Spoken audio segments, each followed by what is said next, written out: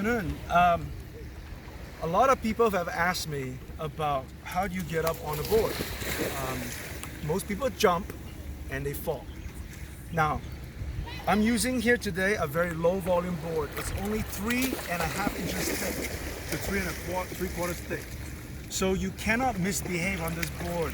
You really have to learn how to step up. We don't like to do jump ups. Even in open ocean, it's choppy surfing, I still like to do the get ups because it's just a lot easier. You know, why take a risk? Most people jump up and miss and bounce and fall on the board and break something.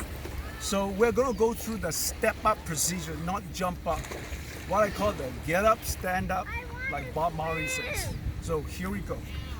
You always want to stand right over the handle. Mostly where the handle is the center of gravity for the board. Most people are either too far back or too far forward. When you're too far back, the board's like this, you most likely fall this way. You don't want to paddle with the board this way, it's too much effort. You want a board as flat as possible to plane and go fast. Speed is your friend. So, I tell people, make sure you put your leash on so that the board, if you do fall and kick the board off, it doesn't hit somebody in the teeth and knock their teeth out. So, generally, you have to pretend you're in the ocean. Your feet can't touch the ground. I like to just lay down on the board, right? Okay. Bring my knee up to the center, right? Now you can notice this board is very low volume, okay? So, I like to call kneel up. You can come this way. You can kneel up and get your grip on the paddle. Most people, and just about 99% of people try to get up, do this dumb stuff. Right? Now when you get up, you're gonna fumble for the handle. So, think about what you're doing, right? You might as well just do the proper grip right from the beginning. You don't have to guess. Your grip is about the width of the stance. Look, yes? As you know in paddling, when you're paddling, you're doing a 3-legged table. But let's start with a 4-legged table, which is what this is. This is very stable. You have 4 legs of a table. 1, 2, 3, 4. This is extremely stable. I don't care what you try to do. Even if you try to flip yourself off, you can't. Your paddle in the water acts like an outrigger, just like in an outrigger canoe. It's impossible. No matter how choppy the water is, you won't fall, right? So generally, as you can see, there's no swell today, dead flat. If the swell was coming at you, the smart thing to do is not to go sideways from the swell to knock you over. You either point the nose up the wind or come downwind or down swell, but never sideways. So, simple idea. Let's go from what I call getting your grip right. See? Make a tabletop, look up, don't look at your feet. You already know where your knees are. You kind of can feel it. So you do 1 foot at a time. Put your right, I'm right leg dominant. That's why my leash is on my right foot. I want to look up, put my right foot on the first one. I'm not looking at it. I still have a 4-legged table. 1, 2, 3, 4. And then I get my second foot up. Usually, if you can, try and get your butt down. Right? Most people have really tight ankles and hips. They can't. They have to do it this way. But at least I still have a 4-legged table. Get up immediately and plant the brake here and drive it down and paddle away. Right? There's no fumbling, doing all this crazy stuff, right? We never want to do that. You always want to get up right away. Look up. 1, 2, boom, I'm gone.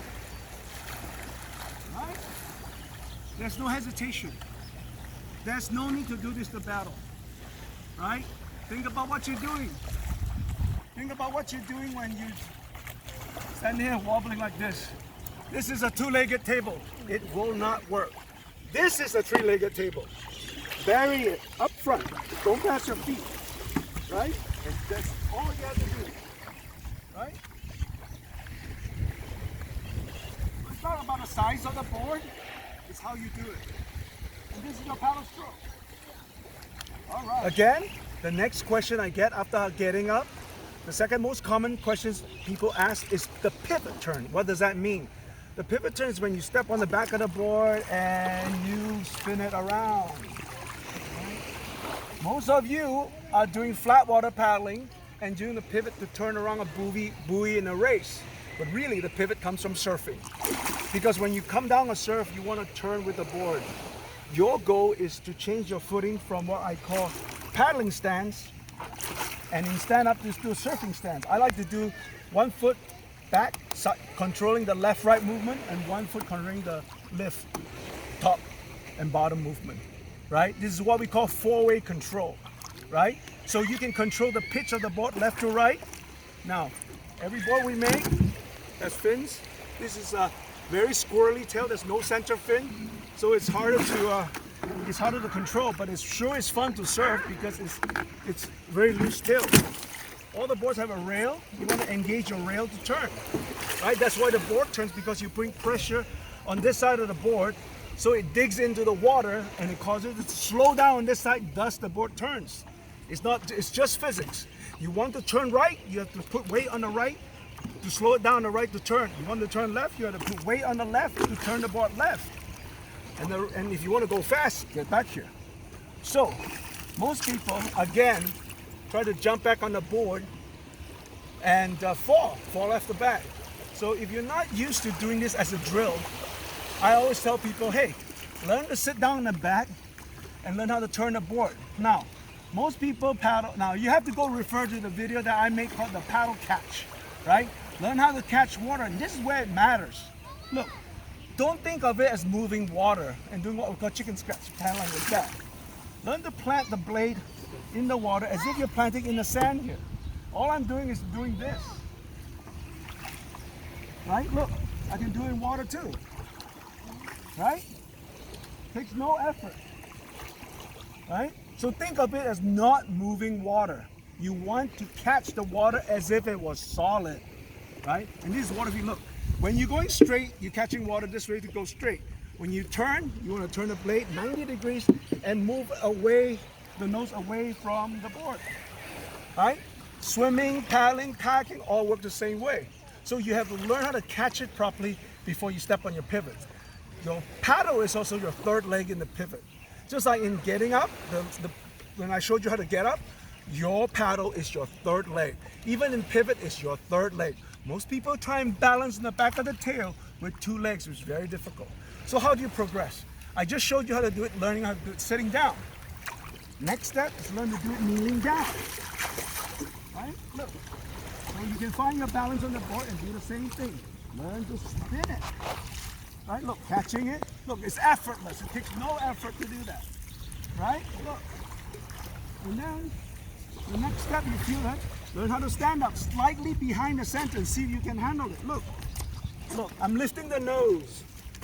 Again, I'm spinning it. It's kind of fun to play with this. Look. See, I'm sinking the board completely. My feet is underwater. Right? Yes? This is super fun. Yeah? The problem with using boards that are too big, those 12'6", 300-liter boards, you never learn how to control flotation and what I call reserve buoyancy, right?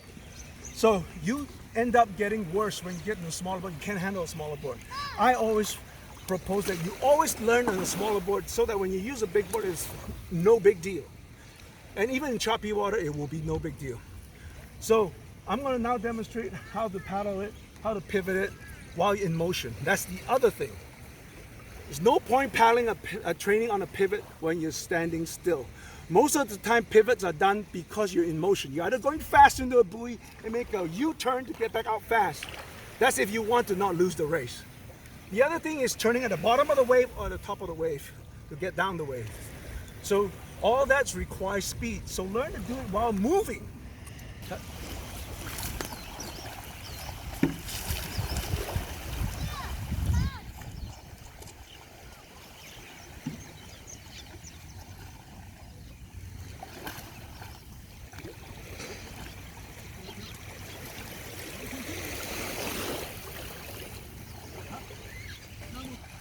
Pretend you're coming to the beach and you're about to crash. Oh my God, I better stop. So step back and stop. 1, 2, the further back I go, the faster I stop. 2, the angle elevation affects how fast you go. The steeper The steeper the angle, the faster it stops. Go back over. Yeah. Right? You can turn both ways. Step back. Turn clockwise. You see, my paddle is involved in the water at all times. I don't do this crap. Yeah? Always into the water. Clockwise. Clockwise, yeah? So, the dominance is always, you can't change your footing if you are not comfortable. You can if you wanted to. Right? Generally, it's more comfortable to turn on the dominant side. But you know, I'll try to do it both sides. Look, you can do both sides both ways. This is great training. Ambidextrous in both ways. Yeah? It's super fun. A great drill to do on flat deck. Hi guys, you just saw me do the pivot and the get up on a stand-up paddleboard that's 9'9", but it's pretty narrow. But I know what you're gonna say. You think, oh wow, that guy does it every day. No, I don't. I spread my time over different kinds of kayak, surf, outrigger, everything. But when I do paddleboard, I like to challenge myself. So to simulate the same kind of instability as a beginner you would go through, I train all our instructors by asking them to do it on a surfboard. This is a typical 9-foot surfboard we use for our surf instruction. It's only 24 wide. It's basically half an inch wider than a normal a longboard that a good longboard surfer would use. And it's got no volume to it. It's even less volume than the board I just used in the carbon one. So I like to use this as a way to make sure, right, I keep myself honest that I'm not cheating. So same thing applies. You can jump up on this, right? But again, pretend in the ocean you have to get up on a very, you see I'm sinking the board. Look, same principle as I'm moving in the middle, right? Okay. The same concept applies, right? Get my grip down, right? Get my grip. Now, I'm putting paddle this side because the ocean is pushing me this way. So make a very stable table. So again, fall into the table. 1, 2, 3, 4, right? Look up, get up. 1, 2, and I can paddle right away. The benefit of this is,